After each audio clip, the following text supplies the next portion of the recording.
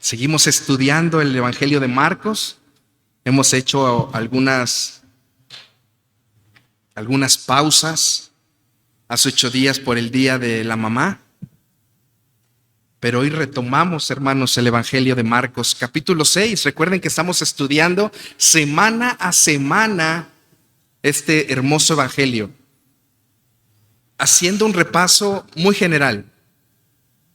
Recordemos que el Evangelio de Marcos fue el primer evangelio que se escribió. No fue el Evangelio de Mateo como lo tenemos en nuestras Biblias. Incluso muchos han coincidido en que el evangelista Mateo y el evangelista Lucas toman de este Evangelio de Marcos para formar mucho de su evangelio. Marcos no fue un apóstol de Jesús. Sin embargo, tomó la mayoría de las enseñanzas, las toma del apóstol Pedro. Algunos le han llamado a este Evangelio de Marcos el Evangelio de Pedro. Si se dan cuenta, habla mucho de la vida de Pedro. El primer llamado, Pedro. El primer milagro, la suegra de Pedro. Y así vamos viendo todo Marcos, cómo Pedro toma un protagonismo especial en el sentido del relato. Sin embargo, Marcos se encarga de que el protagonista principal sea nuestro Señor Jesucristo. Vamos a Marcos capítulo 6 y hoy vamos a ver una historia difícil, triste, diría yo.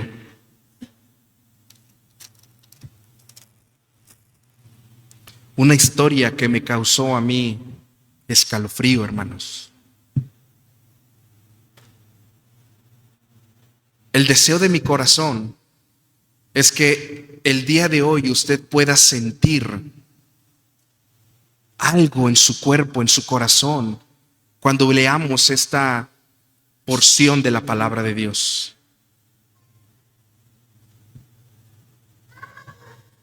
Hace unos meses, para concluir el tema, la maestría en teología, una de las clases, uno de los maestros nos dejó estudiar misioneros modernos. Estamos hablando de misiones modernas del siglo XVIII hacia acá. Y me tocó estudiar a Adoniram Judson, un misionero que entregó su vida para el servicio al Señor. Sus hijos murieron. Su esposa murió.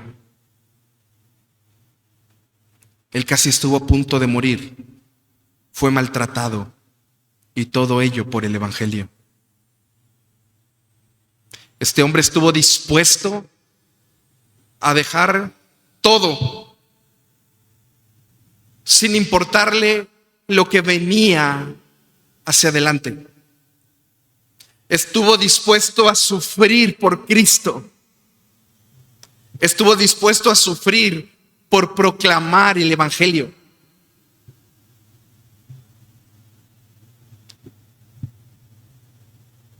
Allá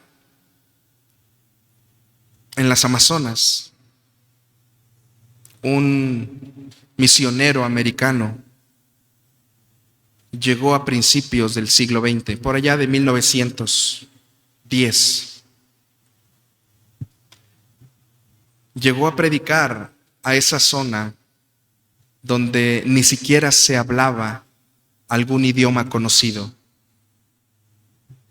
Ahí se llegaba en avioneta ya después de 1980, pero antes lo hacían caminando. Este misionero llegó a predicar el Evangelio a esa etnia. Y el jefe de la tribu mató al misionero con sus propias manos.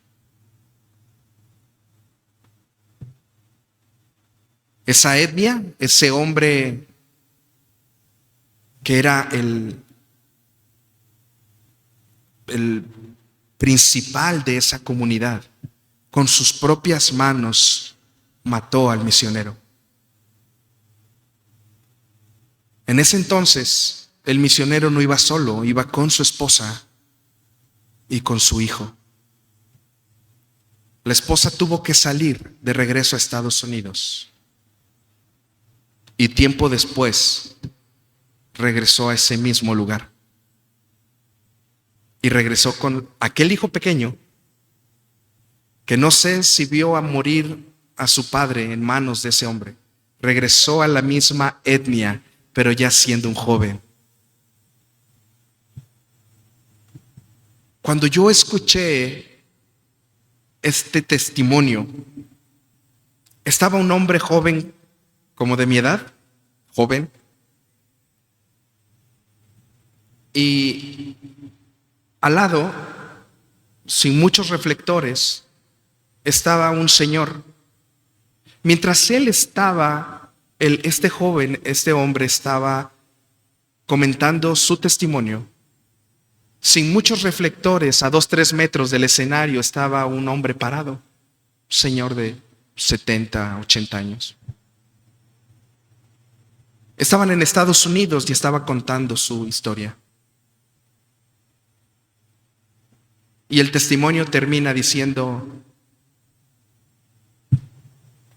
el hombre que mató a mi padre es él. Ahora era el pastor de la comunidad, ese hombre que había matado al misionero muchos años antes, había matado a su propio padre del misionero.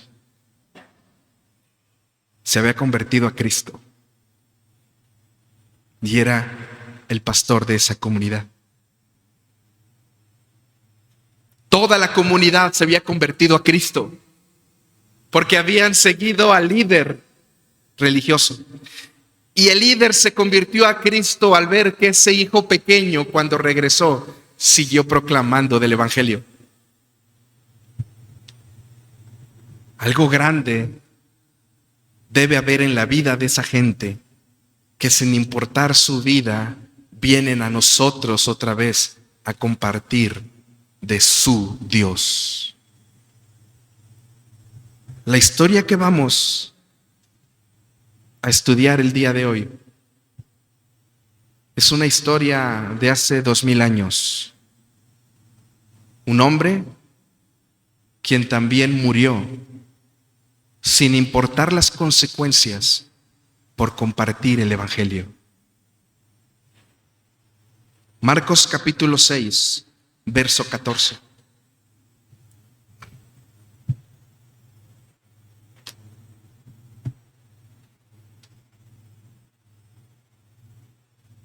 El verso 14, hermanos, inicia con una historia. Pero si nos vamos unos versículos atrás, 2 versículos atrás, vemos que el contexto de lo que hoy vamos a estudiar es enseñanza y predicación de la palabra.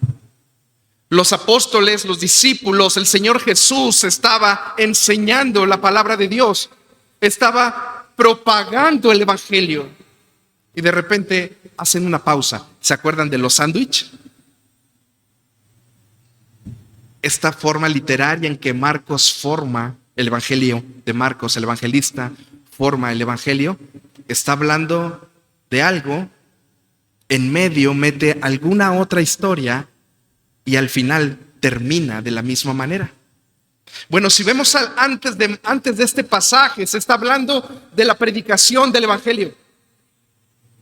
Después del pasaje se sigue hablando de la predicación del evangelio. Y en medio está la muerte de un hombre a quien no le importó su vida por predicar el evangelio. Verso 14. Oyó el rey Herodes la fama de Jesús porque su nombre, el de Jesús, se había hecho notorio y dijo: Juan el Bautista ha resucitado de los muertos y por eso actúan en él estos poderes. ¿Se acuerdan quién fue el que mandó a matar a todos los niños menores de 2 años en el tiempo de Jesús? Bueno, pues ese Herodes no es este. Ese fue el papá. Por ahí dijeron: Abraham, ¿fuiste tú quién fue?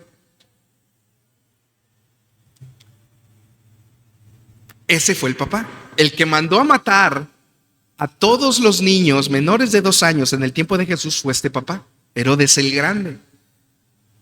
Antes de que Herodes muriera, mandó a dividir su reino en 4 partes.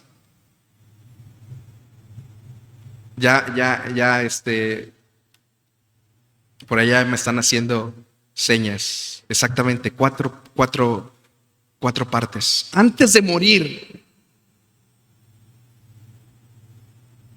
le dejó a sus hijos, cada uno, una parte. Por eso le llaman tetrarca. Este era el tetrarca, Herodes Antipas. Ustedes me dirán, fíjense, Herodes el Grande muere 4 años antes de Cristo. Si ustedes hacen cuentas, dicen, si murió antes de Cristo, ¿cómo es que, si murió 4 años antes de Cristo, cómo es que mandó a matar a todos los niños de 2 años cuando Jesús nació? Bueno, no voy a entrar a fondo, solo diré que hubo un error de cálculo en el tiempo a la hora de hacer la cronología. Jesús nació alrededor del 6 antes de Cristo y el 4. Entre el 6 y el 4 antes de Cristo murió Jesús. No se tiene la fecha exacta en que Jesús nació. ¿Pero qué creen? Que sí se tiene el año preciso en que Herodes murió. Y este fue el año 4 antes de Cristo. Así que en esa fecha, el 4 antes de Cristo, Herodes le entrega el reino a sus 4 hijos. Se me había olvidado el nombre. Mi hermano Omar fue el que me comentó hace un momento sobre este tema de los 4 reinos. Hermanos, este Herodes Antipas, el hijo del Herodes el Grande, era un hombre que gobernaba en esa región de Galilea. No tan cruel como el padre hasta ese momento. Dice, y dijo: Juan el Bautista resucitado de los muertos y por eso actúan en él estos poderes. Él en ese momento se dio cuenta que Jesús, ese hombre de Galilea, tenía tantos poderes y decía: este es el que yo maté. Aunque Juan el Bautista no hacía milagros, él solamente predicó como un profeta el evangelio.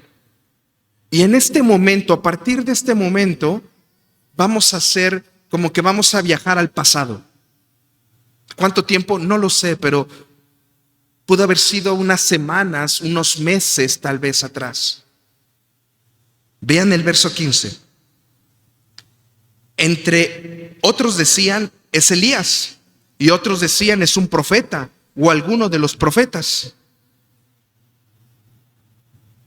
Al oír esto, Herodes dijo: este es Juan, el que yo decapité, que ha resucitado de los muertos. Y aquí viajamos al pasado. Porque el mismo Herodes había enviado y prendido a Juan y le había encadenado en la cárcel por causa de Herodías, mujer de Felipe, su hermano, pues la había tomado por mujer. Hermanos, este Herodes Antipas, hijo de Herodes el Grande, recordemos que tenía 4 hermanos. Uno de ellos se llamaba Felipe. Este Felipe tenía una esposa.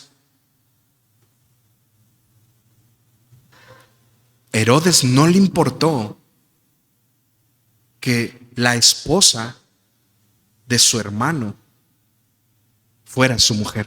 Y la tomó. Siendo la esposa de su hermano, tomó a esa mujer, que al mismo tiempo era su sobrina. Tomó a su sobrina porque era hija de otro de sus hermanos.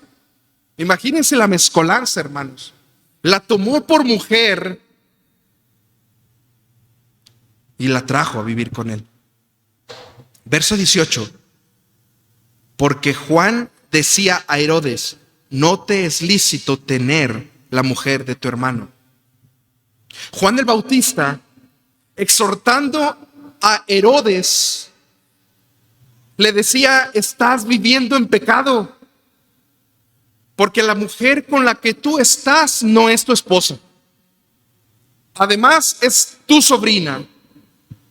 Y para acabar de amolarla, es esposa de tu propio hermano. No te es lícito tener a la mujer de tu hermano. Verso 20. Pero Herodías, que era la mujer, la esposa de su hermano, lo acechaba y deseaba matarle y no podía. Algunos autores creen que esta mujer, Herodías, era una mujer sin escrúpulos, que solo le interesaba el dinero. Su esposo Felipe, uno de los hijos, había sido desterrado. No le había dado herencia el padre. Así que económicamente no se encontraba bien como los otros hermanos que tenían reinos. Y esta mujer, sin escrúpulos, buscando tener fama, buscando tener poder, buscando tener una posición social o económica, se enredó con este Herodes. Pero como Juan el profeta, Juan el Bautista, le decía constantemente a Herodes: esto que tú estás haciendo está mal, ella buscaba matar a Juan el Bautista. Verso 20. Porque Herodes temía a Juan, sabiendo que era varón justo y santo, y le guardaba a salvo, y oyéndole se quedaba muy perplejo, pero le escuchaba de buena gana. Herodes, hasta cierto punto, hasta ese momento, respetaba al profeta, porque sabía que era un hombre justo. ¿Se acuerda lo que dijo el Señor Jesús de Juan? De los nacidos de mujer, Él es el mayor. Lucas capítulo 7, verso 28. Yo les digo, dijo Jesús, que entre los que nacen de mujer, de los nacidos de mujer, no hay nadie mayor que Juan el Bautista. Aún así, el más pequeño en el reino de Dios es mayor que él. El mismo Señor Jesús en Lucas afirmaba eso. Bueno, pues Herodes respetaba en ese mismo sentido a Juan. Lo encarceló, pero no le hizo daño. Y dice la palabra de Dios que Herodes lo escuchaba a Juan.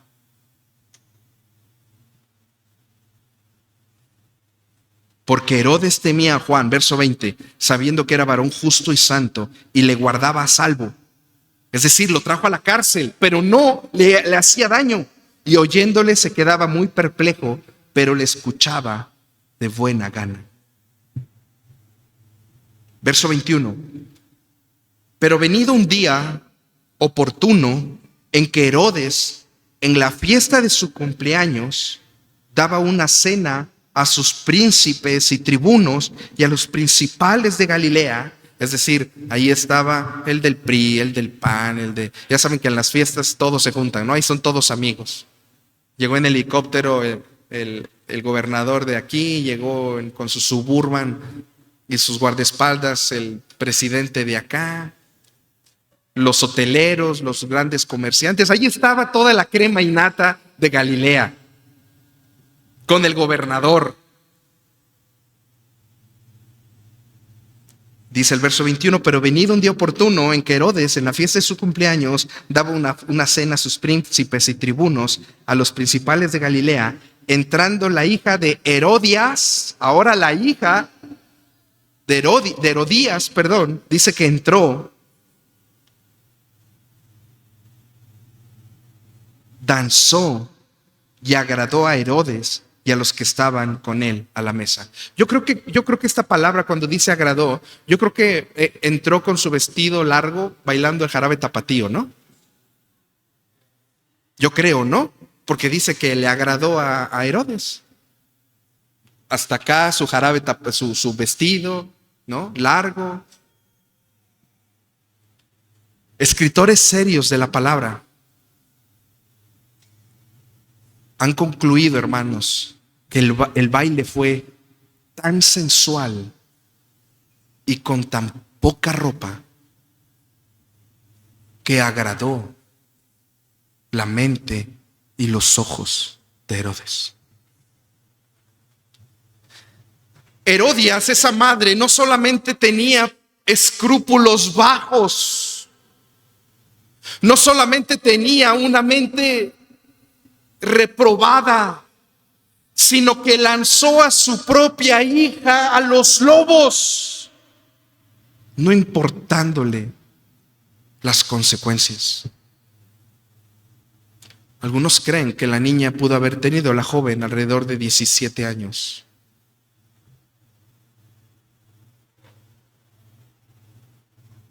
Y al parecer no era la primera vez. Al parecer esta jovencita tenía fama a esa corta edad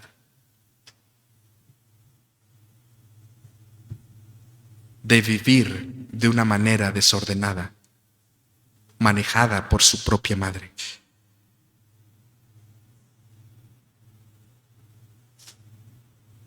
Una de las enseñanzas que podemos sacar de este pasaje, de este versículo, ¿qué estamos haciendo con nuestros hijos? Yo espero que ninguno sea un Herodías, varón o mujer, de aquí. Que no estemos lanzando a nuestros propios hijos buscando un beneficio a nuestra vida, usando a nuestros propios hijos para ir y traer algo, un beneficio para nosotros. Sino que cada uno de nosotros como padres podamos tomar a nuestros hijos, chicos, pequeños, medianos, grandes, y poder dar testimonio de lo que Cristo ha hecho en nuestra vida. Que como padres podamos todos los días poder tener un tiempo con nuestros hijos, de la lectura de su palabra, orando. No me voy a dormir sin que mi esposa, a veces ya estoy estudiando cerca de las 10, 11 de la noche, porque a esa hora empieza mi día para estudiar, cuando los niños se duermen. No me voy a dormir sin que mi esposa mande a Davidcito, el mayor, a despedirse de mí y pedirle que ore. Y en sus palabras muy cortas, Davidcito espera su beso y que ore por él en la noche. En ocasiones lo acompaño a la cama, me arrodillo en la cama, oro con él para que él pueda ir a dormir y descansar. Recuerdo alguna anécdota de mi hermano Suriel, que en alguna ocasión nos mencionaba que en el camino hacia la escuela con sus hijos, hoy están haciendo homeschool, pero en algún momento en el camino hacia casa iba compartiendo de un proverbio y le hacía preguntas a los hijos: ¿qué entiendes? Hermanos, eso es lo que como padres debemos de instruir a nuestros hijos, no importa la edad que sea. Si ya tienen 40, 50 años, 60 años, sigue compartiendo de la palabra de Dios. Si los ves cada mes, cada 2 meses, el momento que tú tengas, recuérdale que solo Cristo salva.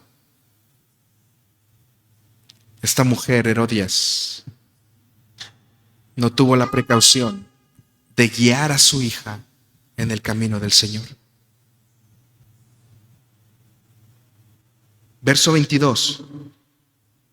Y entrando la hija de Herodías, danzó y agradó a Herodes y a los que estaban con él a la mesa.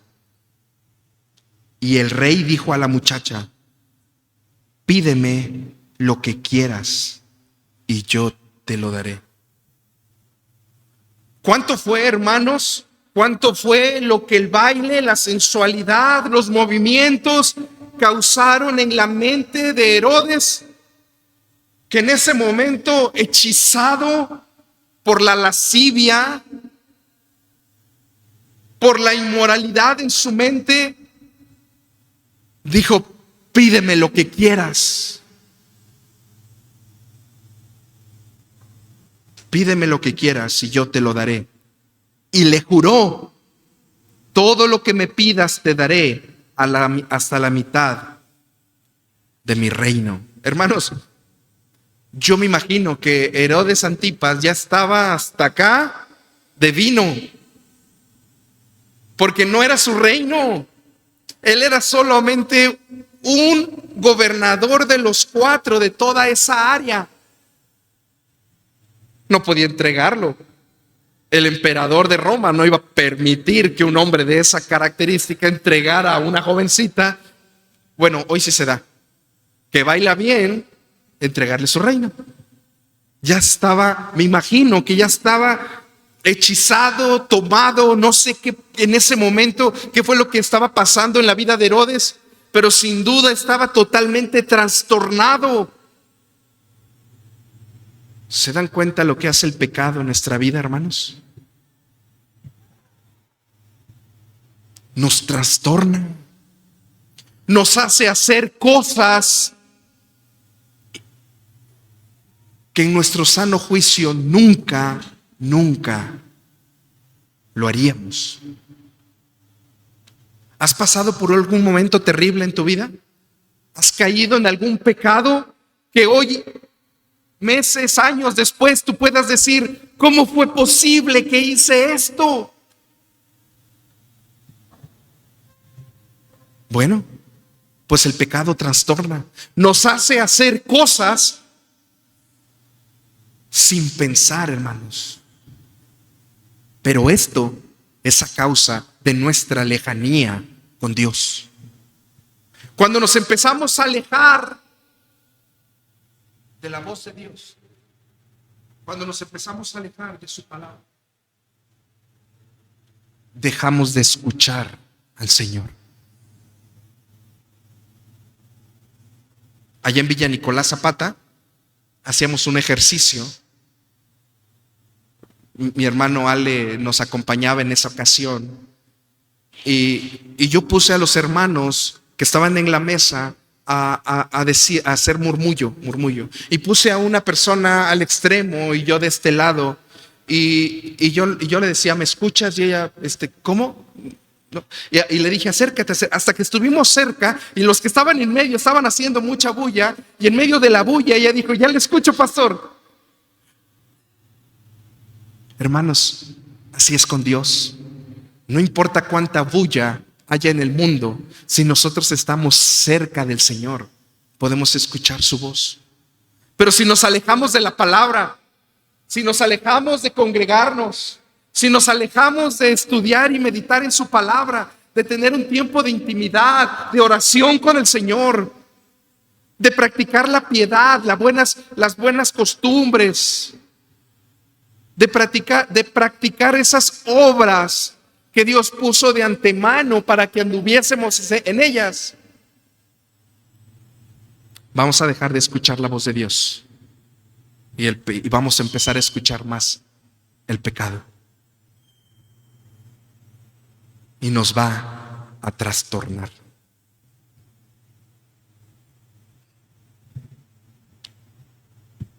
Verso 24.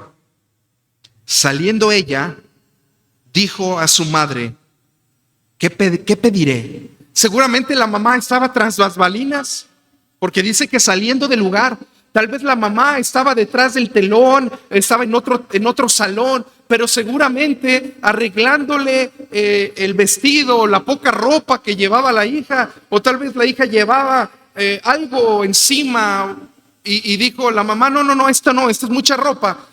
No sé qué es lo que haya hecho la mamá, pero ahí estaba aconsejando a la hija. Y dice la palabra de Dios, saliendo ella, dijo a su madre, ¿qué le pido, mamá? ¿Qué le pido? Seguramente, hermanos, seguramente todo esto ya había sido maquinado por la mamá.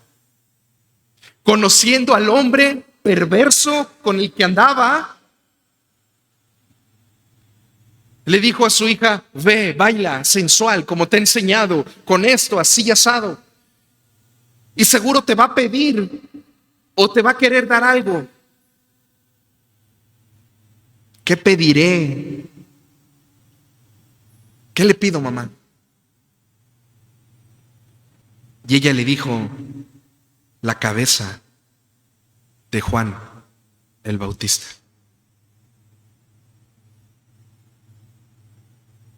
Un hombre entregado al Señor.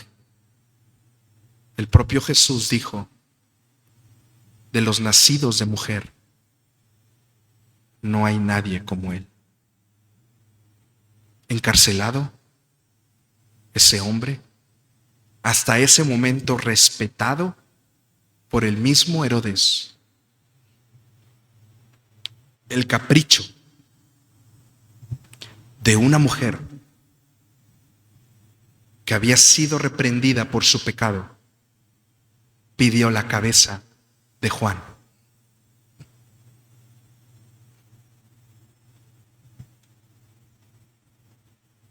El inicio de esta serie, hermanos, de Marcos, los primeros versículos nos anuncia acerca de Juan el Bautista. Los primeros versículos del capítulo 1 nos enseñan cómo Juan era aquel profeta, aquel hombre que había sido anunciado desde el Antiguo Testamento, que iba a ser el que iba a anunciar la venida del Mesías, el rey, el escogido por Dios. Juan iba a anunciar al escogido por Dios, al ungido, para que su pueblo fuese salvo. Hermanos, estamos hablando de ese mismo hombre a quien Dios usó para anunciar y preparar el camino del rey. Entonces ella entró prontamente al rey, que dicho sea de paso, hermanos, no era el rey. No era el rey. Habían 4 reyes. Y la historia judía enseña cómo Herodes Antipas buscó ante el emperador que le diera el nombramiento de rey, pero nunca el emperador romano nunca le dio el título de rey, aunque lo buscó.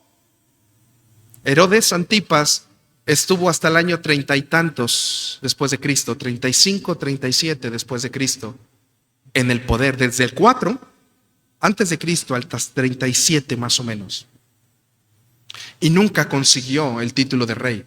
Pero la gente lo conocía como rey. Él mismo se hacía llamar como rey. Por eso Marcos lo enseña como rey. Pero no era rey. Entonces ella entró prontamente al rey y pidió diciendo, quiero que ahora mismo me des en un plato la cabeza de Juan el Bautista. Hay otras versiones que dicen una charola. Verso 26. Y el rey se entristeció mucho, pero a causa del juramento y de los que estaban con él a la mesa, no quiso desecharla.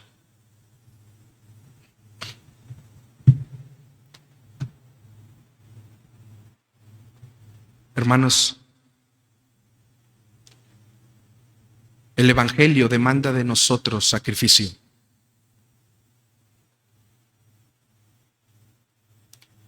el evangelio demanda de nosotros sacrificio.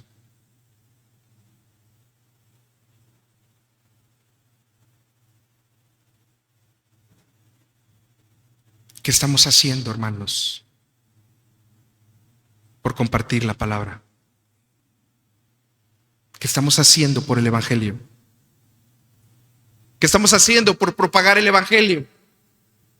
Hoy en día en nuestra área no somos muertos por lo pronto aquí en el centro del país.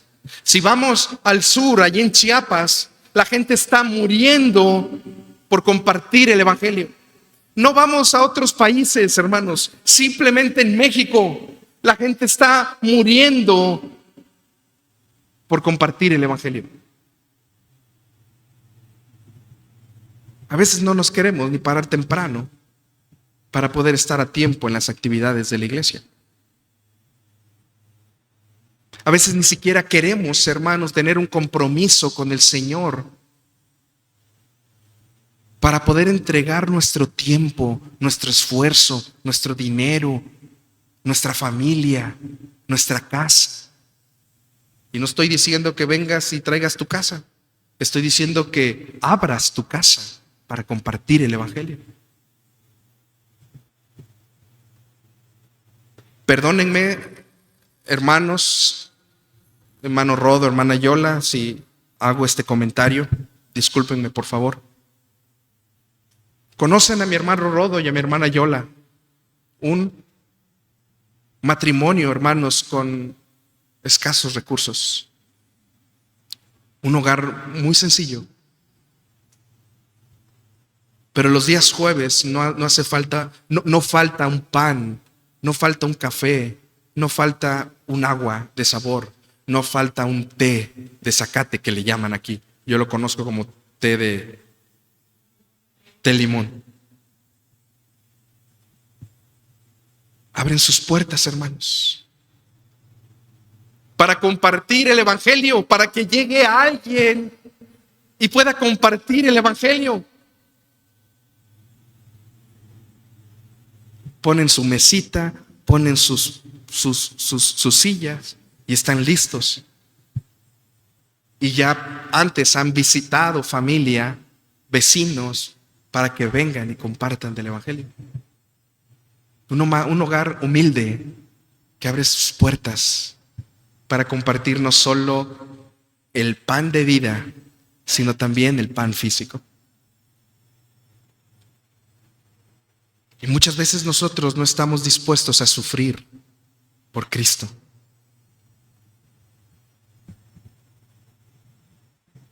El evangelio, hermanos, va a traer sufrimiento.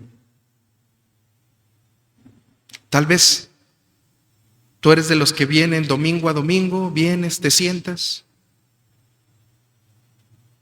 termina el culto, te sales, no vienes hasta dentro de 8 días, o dentro de 15 o 20. O tal vez incluso puedas venir a una reunión en la semana. Pero hasta ahí. Tu vida cristiana se reduce en eso. En a ver qué me dan. Vengo a escuchar la palabra, a ver qué me dan. Ese es un cristiano maduro. Perdón, un cristiano inmaduro. El cristiano maduro es: yo voy a la iglesia a compartir. A ver en qué puedo servir. A ver en qué puedo ayudar. A ver en qué puedo poner eso que Dios me ha dado. Los talentos, los dones, las capacidades. Mi papá ya tiene 80 años. Y veníamos en el camino y me decía: ¿cuándo volvemos a Villa Nicolás Zapata a dar consultas allá en Villa? Casi no viene mi papá porque él asiste a su iglesia allá en Cuautla, pero nos ha acompañado recientemente. ¿Eres de los que esperan recibir algo? En cierto sentido, sí, venimos a la iglesia a recibir de la palabra de Dios. Los maestros de escuela dominical, la alabanza, la predicación, a veces solamente el comentario o la oración de un niño. Somos bendecidos y salimos hablando de la oración del niño. Me gusta cómo termina el niño. Amén.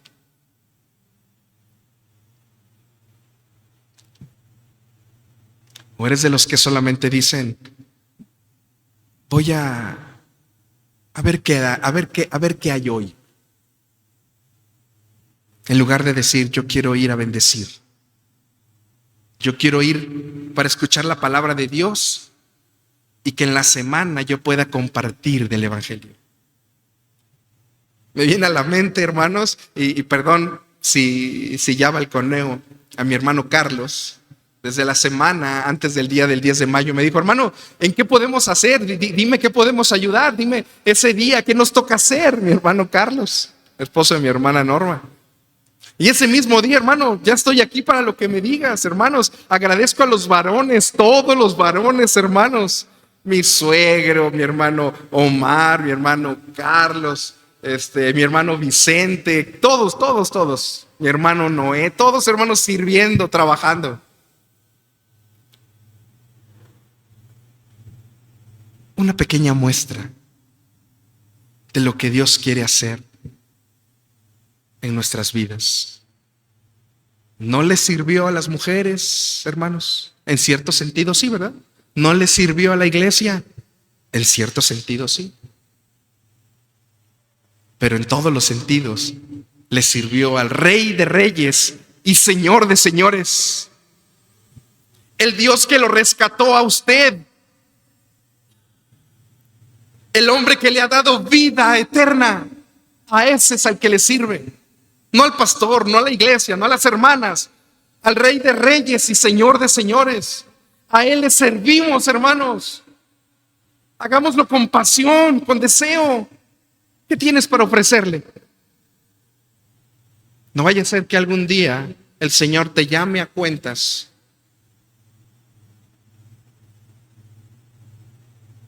y digas, no he servido en nada. En la semana, no recuerdo con quién estaba. Estuve en un viaje con unos pastores en la semana. No me acuerdo, pero espero que no se ofenda. Pero decía un hermano, decía, hermanos, somos siervos inútiles, decía este hermano. Somos siervos inútiles porque no hacemos lo que el Señor nos pide. Y contesta otro hermano, a ver, eso no dice la Biblia. Dice, la Biblia dice que somos siervos inútiles porque solo hacemos lo que se nos pide. Así que el hermano dijo, quítele lo de siervos, y eso somos. Porque ni siquiera estamos haciendo lo que se nos pide.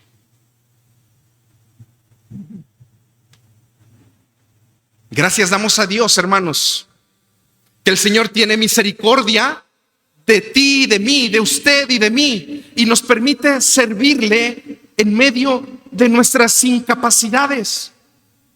Nos permite servirle en medio de nuestras deficiencias. Nos permite servirle, hermanos, en medio de muchas cosas que no tenemos. Eso es misericordia.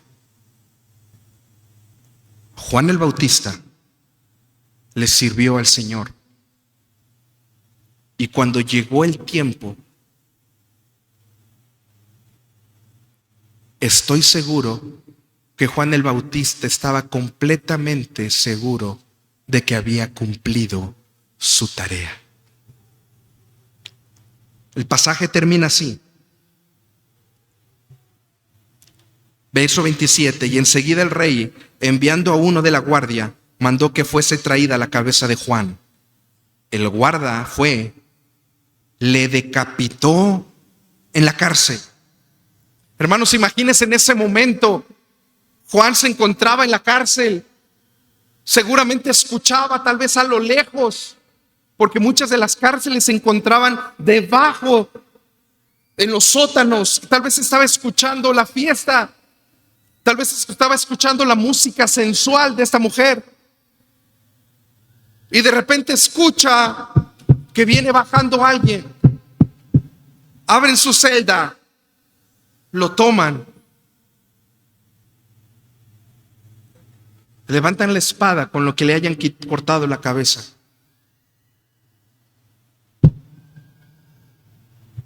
Y lo degollan. Hermano, piensa en la escena. Era en ese momento. No creo que hayan pasado varios días, lo hayan puesto en una cubeta para que se desangrara. Seguramente en la charola, hermanos, iba la cabeza sangrando. Y se le entregan a Herodes. El guarda le decapitó en la cárcel y trajo su cabeza en un plato y la dio a la muchacha. Y la muchacha la dio a su madre. Cuando oyeron esto, sus discípulos vinieron y tomaron su cuerpo y lo pusieron en un sepulcro. ¿Qué estás dispuesto, hermano? La enseñanza principal de este pasaje, hermanos, nos recuerda que el evangelio es ofensivo para el hombre en pecado. Este pasaje nos recuerda que el evangelio es ofensivo para el hombre en pecado.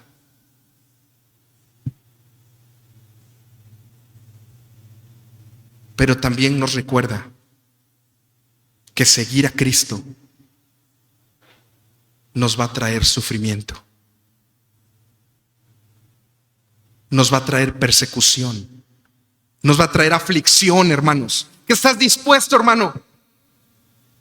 ¿Qué estás dispuesto a hacer? Porque el evangelio siga creciendo. Si a Juan el Bautista le hubiesen dicho, vas a terminar degollado, Juan el Bautista hubiese continuado con el ministerio que tenía.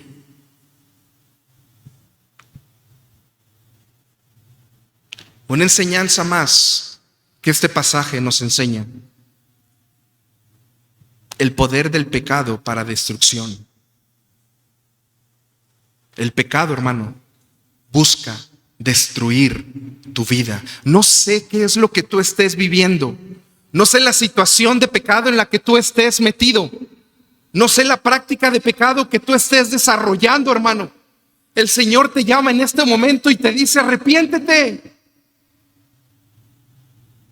Si ya hay salvación en tu vida, el evangelio te está diciendo: ven a Cristo. Deja eso. ¿Te has alejado del Señor? Ven a Cristo. Arrepiéntete de ese pecado y busca agradar al Señor en una vida en santidad.